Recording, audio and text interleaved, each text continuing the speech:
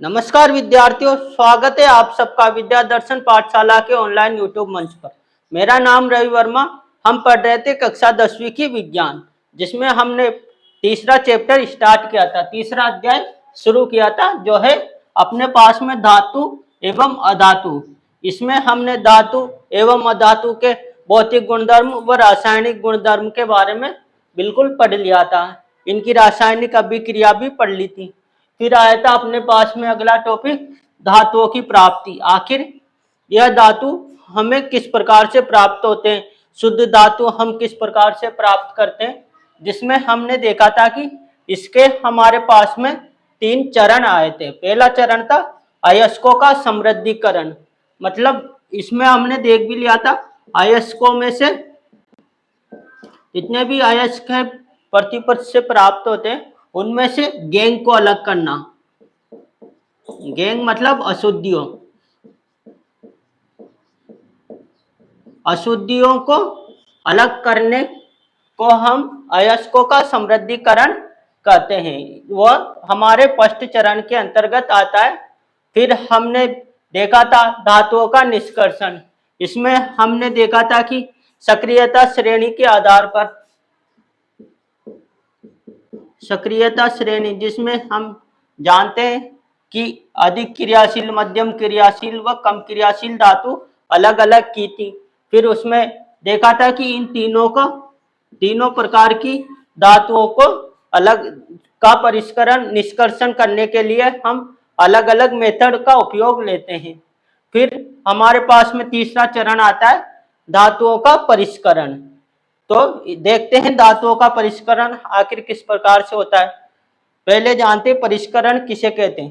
धातुओं से अपद्रव्य, मतलब धातुओं से अशुद्ध या अपद्रव्य, कुछ भी बोल दो, जो हमें नहीं चाहिए, तो अशुद्धियां ही होगी। अपद्रव्य को हटाने के लिए सबसे अधिक उपयोगी विधि विद्युत अपघटनी है। विद्युत अपघटनी के द्वारा हम धातुओं का परिष्करण करते हैं, मतलब शुद्ध धातु प्राप्त करने के लिए हमें विद्युत अपघटनी करनी पड़ती है। विद्युत अपघटनी मतलब ये चित्र में देख रहे हैं, मैं समझाऊंगा भी सही आपको। इसमें एनोड कैथोड के माध्यम से विद्युत धारा प्रवाहित करते हैं, जिसमें हम कॉपर हो गया हमारे पास में, Zn zinc, copper zinc, Sn मतलब टिन है, ये टिन, निकल, Ag सिल्वर और Au गोल्ड, इनको प्राप्त कर सकते हैं। तो देखते हैं इसके हमारे पास में चरण दे रखे हैं। जब विद्युत धारा प्रवाहित होगी, अशुद्ध धातु अपघट्य में घुलने लगेगा। इधर चित्र में देखो, ये है हमारे पास में पूरा चित्र। इसमें हमने 2 कैथोड, एक तो कैथोड और एक एनोड रोड लगा रखी है, और हम इलेक्ट्रिसिटी पास कर रहे हैं, विद्युत धारा का प्रवाहित कर रहे हैं। ये है हमारे पास में बैटरी, और ये हमारे पास में स्विच मतलब कुंजी, बटन। इसके माध्यम से हम विद्युत धारा प्रवाहित कर रहे हैं बैटरी के माध्यम से।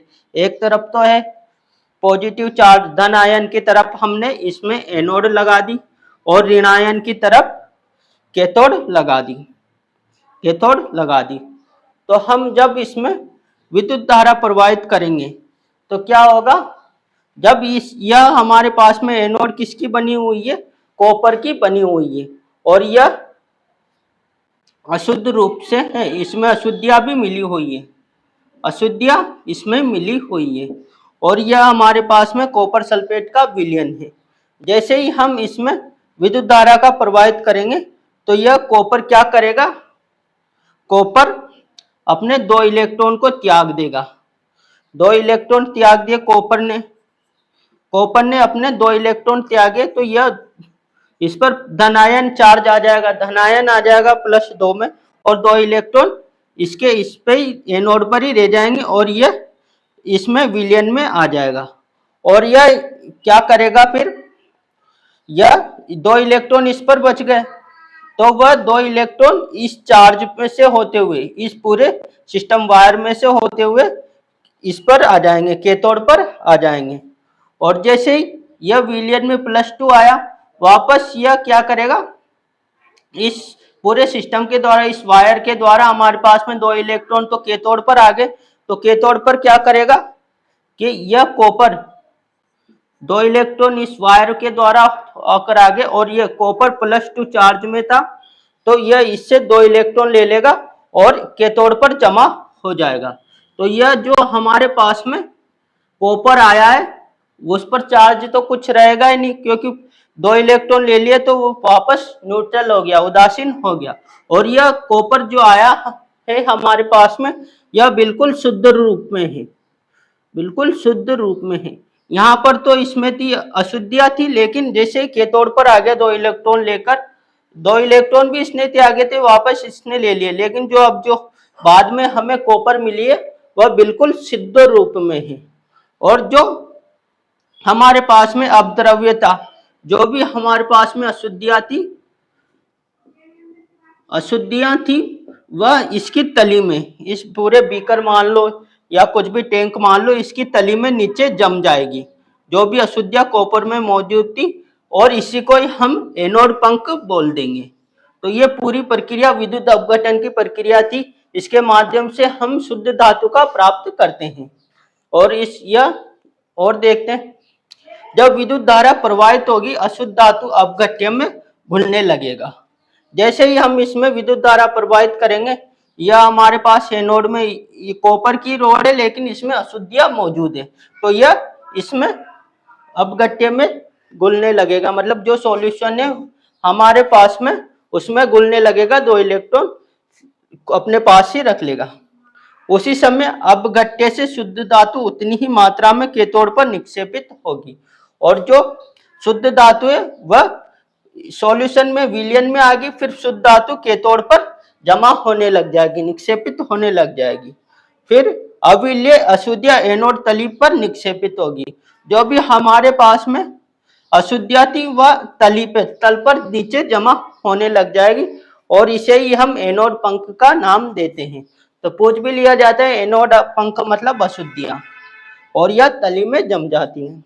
जैसे एनोड पर तो ये हुआ, क्या हुआ, कॉपर ने अपने 2 इलेक्ट्रॉन त्याग दिए और कॉपर +2 चार्ज में धन आयन में आ गया, और कैथोड पर इसने वापस अपने 2 इलेक्ट्रॉन ले लिए, और जो हमें कॉपर मिला, जिंक मिला, कॉपर मिला मतलब तांबा मिला, जो भी बिल्कुल शुद्ध रूप में मिला। इस प्रकार से हमें शुद्ध धातु मिल जाती है। तो ये था हमारे पास में धातुओं का परिष्करण। तो हमारे पास तीनों चरण हो गए, किस प्रकार से हमने धातु प्राप्त की। तो बहुत इंपॉर्टेंट टॉपिक था ये, अपना समाप्त होता है। अब देखते हैं अगला टॉपिक। अगला टॉपिक भी आ जाता है हमारे पास में संसारण, जो नेक्स्ट स्लाइड में देखते हैं। अब आता है हमारा अगला टॉपिक संसारण मतलब रेनसीडीटी। इस टॉपिक के बारे में आपने चैप्टर फर्स्ट अध्याय फर्स्ट में भी पढ़ा था, उसमें रासायनिक अभिक्रिया एवं समीकरण में। तो वापस देखते हैं, धातु अपने आसपास अम्ल, जो भी अपने आसपास अम्ल रहता है, आर्द्रता मतलब नमी, वह वायु के संपर्क में आने से संसारित हो जाती है। संसारित मतलब खराब हो जाती है। जैसे हम जानते भी हैं, लोहे में वायु और नमी के संपर्क में आने से उस पर जंग लग जाता है। उसके और उदाहरण भी देखते हैं। चांदी वायु की उपस्थिति में काली हो जाती है।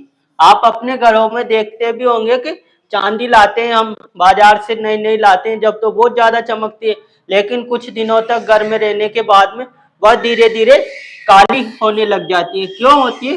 क्योंकि वह वायु हमारे वातावरण में उपस्थित वायु की उपस्थिति में काली हो जाती है। और वायु में भी किसमें? सल्फर के साथ अभिक्रिया कर कर चांदी सल्फाइड बना लेती है, सल्फाइड बना लेती और यह काली हो जाती है। वैसे ही कॉपर वायु की उपस्थिति में आर्द्र CO2, आर्द्र कार्बन डाइऑक्साइड का मतलब ऐसी कार्बन डाइऑक्साइड में जिसमें पानी भी मौजूद हो, नमी भी मौजूद हो, के साथ अभिक्रिया करके हरे रंग का कार्बोनेट बनाता है। जब हम कोई भी कॉपर तांबे का बर्तन लाते हैं, तांबे का लोटा लिया है, कुछ और भी लिया है, तो वह बहुत चमकदार आता है, लेकिन धीरे धीरे जैसे समय बीतता जाता है वह अपनी चमक खोने लगता है, और लाते हैं जब तो वह बिल्कुल एकदम भूरे रंग का रहता है। फिर धीरे धीरे थोड़ा हरा हरा रंग, हरा दिखने लग जाता है, हरा होने लग जाता है, हरे रंग का होने लग जाता है, क्योंकि जब वह हम लाते वह आर्द्र कार्बन डाइऑक्साइड और जल के साथ अभिक्रिया करके कॉपर कार्बोनेट बना लेते हैं और यह हरे रंग का होता है, जिससे उसकी चमक चली जाती है। वैसे ही लोहा क्या करता है, आयरन आर्द्र वायु के संपर्क में आने से भूरे रंग की परत चढ़ जाती है, ये तो हम सब ने देखा भी हुई है।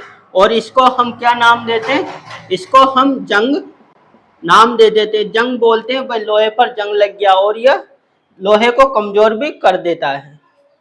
तो ये हमारे पास में एक्टिविटी क्रियाकलाप दे रखा है अपनी बुक में। इसमें हमें बताना है कि कौन सी परख नली, 3 परख नलियां हैं, उनमें कीलें रखी हुई है, और इसमें से हमें बताना है कि कौन सी कील पर जंग लगेगा। तो देखते हैं, एक परख नली है, इसमें हमारे पास में जल भरा हुआ है, और यह जल, इसमें यह है हमारे पास में कील लोहे की होती है, और यह आधी तो जल में डूबी हुई है और आधी वायु के संपर्क में है। तो हमें बताना है कि इसमें जंग लगेगा कि नहीं लगेगा। तो हम देखते हैं कि इसमें तो हमारे जंग लग जाएगा, बहुत आसानी से जंग लग जाएगा, क्योंकि यह वायु के संपर्क में, जल के संपर्क में भी आ रही है, आर्द्र वायु और वायु के संपर्क में भी आ रही है, तो इसमें अब बहुत आसानी से जंग लग जाएगा। ए में तो जंग लग जाएगा।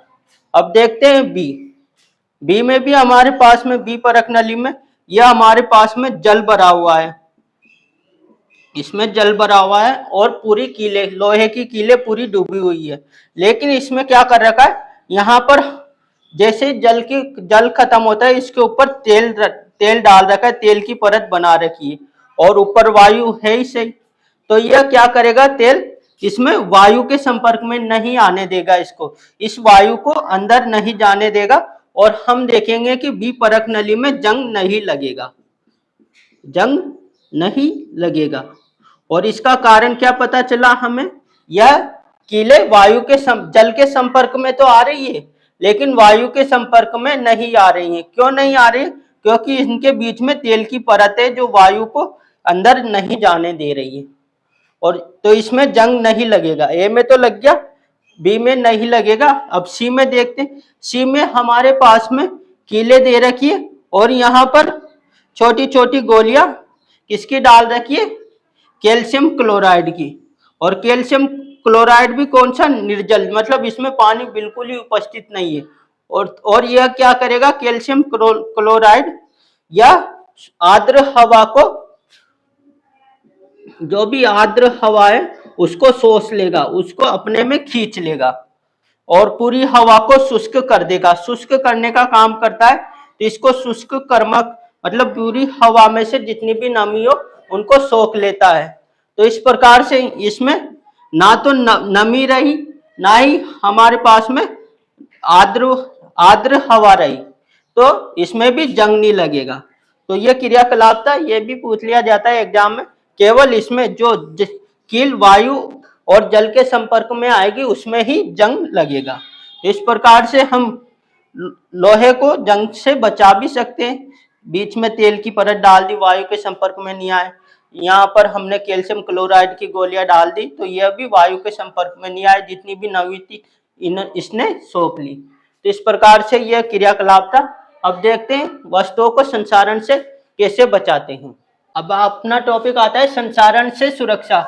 मतलब हमें संसारण से धातुओं को बचाना पड़ता है, क्योंकि हम जान चुके हैं कि संसारण से धातु खराब हो जाती है, हमारे लंबे समय तक उपयोग करने लायक नहीं रहती है।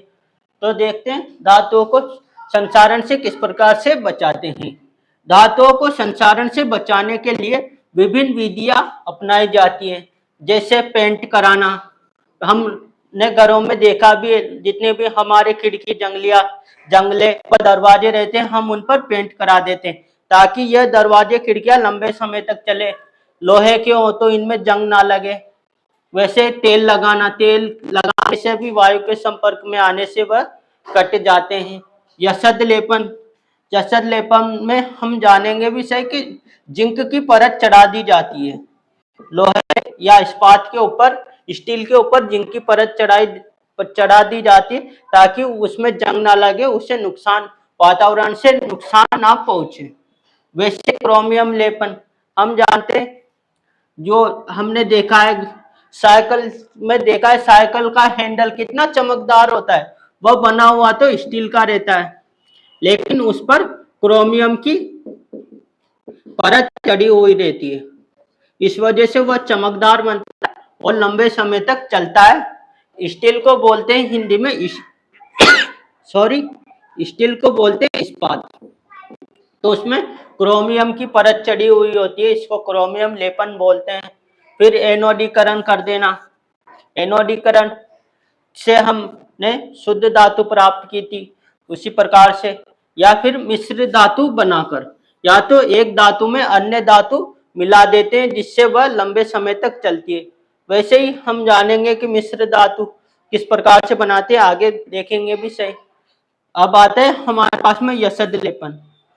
यशद लेपन लोहे व इस्पात को जंग से बचाने के लिए उस पर जिंक की परत चढ़ाई जाती है। लोहे व इस्पात, आयरन और इस्पात मतलब स्टील को जंग से बचाने के लिए उस पर जिंक की परत चढ़ा दी जाती है, इसी ताकि वह लंबे समय तक चले, उस पर जंग ना लगे। इसी प्रक्रम को हम यशद लेपन कहते हैं।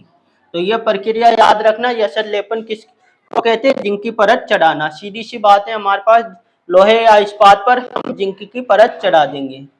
वैसे मिश्र धातु, मिश्र धातु नाम से भी पता चल रहा है, मिश्र मतलब मिश्रित, मिश्रित धातु मतलब यह दो या दो से अधिक धातु और धातु या अधातु का समांगी मिश्रण है। मतलब समांगी पूर्ण रूप से मिश्रण है, पूर्ण रूप से मिक्स हो रखे हैं एक दूसरे में। तो दो या दो से अधिक धातु होंगे, या धातु या अधातु का मिश्रण होगा। वैसे ही हम देखते हैं कि बिल्कुल शुद्ध लोहा, शुद्ध लोहे को जब हम देखेंगे तो यह बिल्कुल शुद्ध लोहा बिल्कुल नरम रहता है, इसको हम उपयोग में ले ही नहीं पाते। जबकि हम हमारे आसपास देखते हैं लोहा तो बिल्कुल कठोर रहता है, शुद्ध तो बिल्कुल नरम रहता है। तो इसको कठोर बनाने के लिए, ताकि हम आसानी से इसका उपयोग ले सके, इसमें कार्बन मिला दिया जाता है, वह भी 0.05%, बहुत कम मात्रा में, ताकि इसमें कठोरता आ जाए, हमारे उपयोग करने लायक हो सके और इसको हम लंबे समय तक उपयोग कर सके। वैसे ही इस्पात में भी हम देखते हैं लोहा और निकेल का मिश्रण होता है, वह इसमें कुछ मात्रा में क्रोमियम भी मिला दिया जाता है। तो इस्पात के भी बहुत से बर्तन बनते हैं, बहुत से सामानों में हम देख चुके हैं। फिर आता है पीतल। पीतल के बारे में, पीतल कॉपर और जिंक का मिश्रण होता है, तो ये मिश्रण भी पूछ लिए जाते हैं। पीतल किस किस का मिश्रण होता है, कॉपर और जिंक का मिश्रण। वैसे ही कांसा, कांसा में भी कॉपर और टिन का मिश्रण होता है, कॉपर और टिन का मिश्रण होता है। वैसे ही सोल्डर, सोल्डर में सीसा और टिन का मिश्रण होता है। तो ये हमारे पास में कुछ मिश्र धातु के उदाहरण है।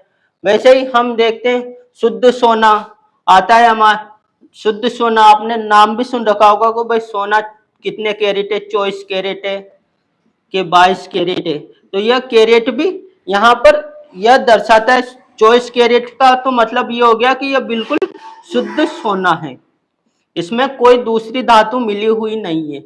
लेकिन हम देखते हैं कि यह शुद्ध सोना आता है, शुद्ध सोना हमारे उपयोग करने लायक नहीं रहता, यह काफी मुलायम रहता है और लंबे समय तक भी नहीं चलता है। तो इसमें क्या करते हैं, या तो कॉपर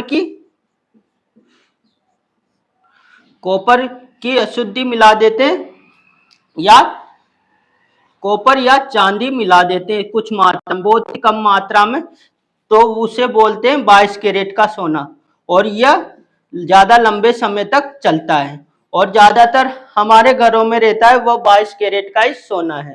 तो इस प्रकार से हम संसारण से बचा सकते हैं। मिश्र धातु से धातुओं की उम्र बढ़ जाती है, उनके गलनांक व क्वथनांक में भी अंतर आने लग जाता है। तो इस प्रकार से हम संसारण से बच सकते हैं। तो यही हमारा यह चैप्टर धातु एवं अधातु बिल्कुल कंप्लीट हो जाता है, पूरा हो जाता है। अगर कक्षा आपको अच्छी लगी हो तो इस चैनल को ज़्यादा से ज़्यादा शेयर करें, अपने सभी साथियों तक पहुंचाएं व चैनल को सब्सक्राइब जरूर करें। धन्यवाद।